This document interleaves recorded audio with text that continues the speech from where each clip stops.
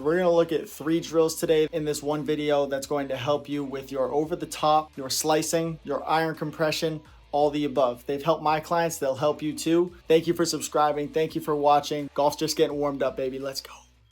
So a couple reasons why you slice the ball. If you look at the butt end of the club or where my hands are, first thing you're going to notice when I take it back is that it will come over the top of where I took it back. If you're looking at the butt end of the club and it's kind of creating a U, that's an over the top swing. Because of that, the handle will be inside the club head. So from this angle, the club head is well outside my hands. That's going to force you to really crunch up at impact and cause that cutting of the ball to put the spin on it, the ball goes right. To get rid of that in to out, I want to focus on keeping the club inside of my hand line. So if I draw a line from my hands, the club is inside of that. A good way to focus on that and get that done is to point the club head at the top of the backswing and on the way down at the ball, keeping the club head behind me, using my rotation to kind of hit it out to the right. And you'll have a better chance of making inside out contact, maybe even promote a draw, maybe start hitting it straight. But what you won't do is hit it out to the right.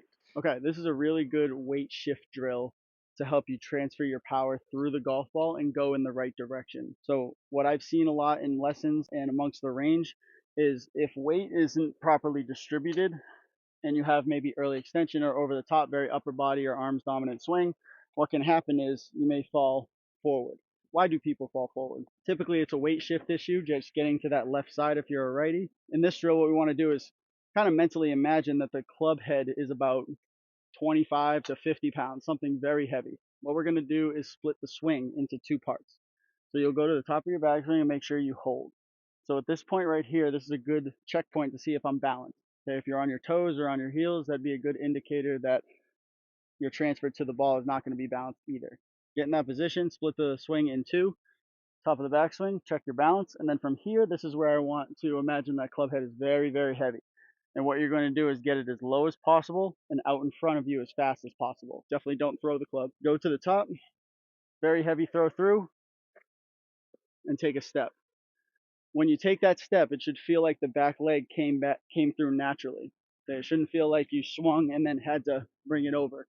If you do the drill correctly, you'll stop at the top, have your balance, send it through like the club is really heavy, and take a walk, take a step after that target where you would normally be aiming at. And that should help you with feeling what a weight transfer should feel like when you hit it through the ball and this back hip would turn over. In a normal swing, you would hit it and this back leg would just turn.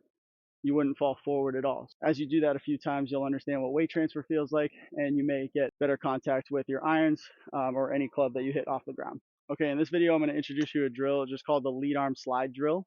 And what we're going to do is just try to improve your contact with irons by using this left hand if you're a righty, right hand if you're a lefty. When you get to the top of your backswing, what happens to a lot of people is they may come over the top or they may just try to not transfer their weight a little early, kind of jump out of it. The hands tend to go toward the ball, come off the body.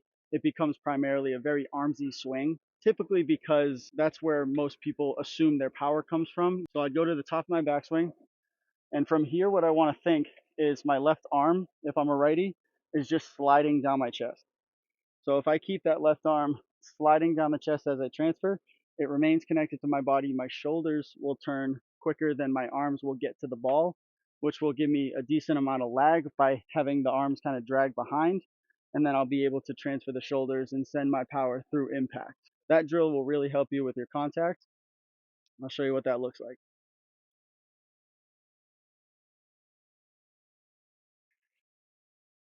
And that's the lead arm slide drill for better contact with your irons.